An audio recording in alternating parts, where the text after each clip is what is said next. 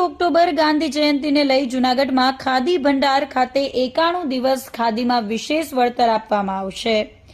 આઝાદ ચોકમાં આવેલ ખાદી ગ્રામોદ્યોગમાં ગાંધી જયંતિથી 31 ડિસેમ્બર સુધી ગાંધીજીને પ્રિય એવા ખાદીની આઇટમો પર આશરે 25% જેટલું લોકોને વળતર આપવામાં આવશે।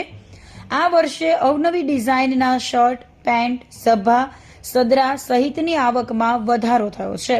આજે સવારે ધારાસભ્ય સંજયભાઈ કોરડિયા, શહેર ભાજપ પ્રમુખ ગૌરવભાઈ રૂપારેલિયા સહિતના પદાધિકારીઓ દ્વારા દીપ પ્રાગટ્ય કરી ગાંધી જયંતિને લઈને ખાદી ભંડાર ખાતે 25% વળતર શરૂ કરાવ્યું હતું।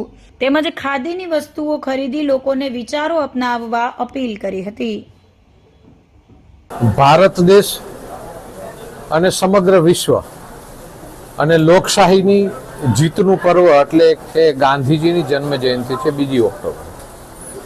આજે એમની સાથે લાલ બહાદુર શાસ્ત્રીની પણ જન્મ જયંતિ છે। એટલે આ બંને વ્યક્તિત્વ ભારત દેશની આઝાદી માટે અને લોકશાહી માટેના સૌથી મહત્વના પાત્ર હતા। ગાંધી જયંતિ છે આપણે અલગ અલગ રીતે એમને ઉજવીએ છીએ અને ગાંધીજીને યાદ કરતા હોઈએ છીએ। ખાદીની વાત આવે તો ગાંધી યાદ આવે, આંદોલનની વાત આવે તો ગાંધી યાદ આવે, સ્વચ્છતાની વાત આવે તો ગાંધી આવે, સમરસતાની વાત આવે તો પણ ગાંધીજી આવે। એટલે આવા અનેક પ્રસંગો છે કે જેમની સાથે આ વ્યક્તિત્વ જોડાયેલું છે। આપણે એમની જયંતિ આવે એટલે એમના સ્ટેચ્યુને, એમની મૂર્તિને આપણે માલ્યાર્પણ કરી ખાદી સમગ્ર દેશની અંદર ખાદી ઉપર વળતર ખાદી ભંડારો ચલાવે છે। ખાદી ભંડારો એક રોજગારીનું સાધન હતું। એ ખાદી કે જ્યારે આદરણીય પ્રધાનમંત્રી શ્રી નરેન્દ્રભાઈ મોદી અત્યારે સ્વદેશીની વાત કરે છે ને, તો એ સ્વદેશીનું સૌથી મોટું ઉદાહરણ હોય તો એ ખાદી છે।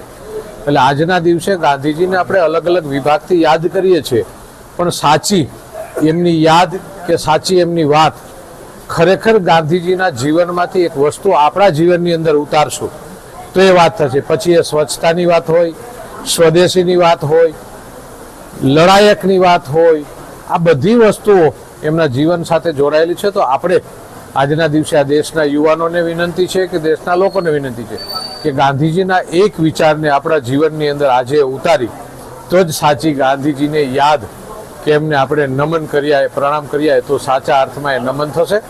તો આપણે બધા સાથે મળીને આજે ગાંધીજીને યાદ તો કરી છે, પણ એમના જીવનની એક વાત આપણા જીવનની અંદર ઉતારી અને સાચું સ્મરણ કરીએ એવી સૌને વિનંતી છે। આભાર। વંદે માતરમ। ભારત માતા કી જય।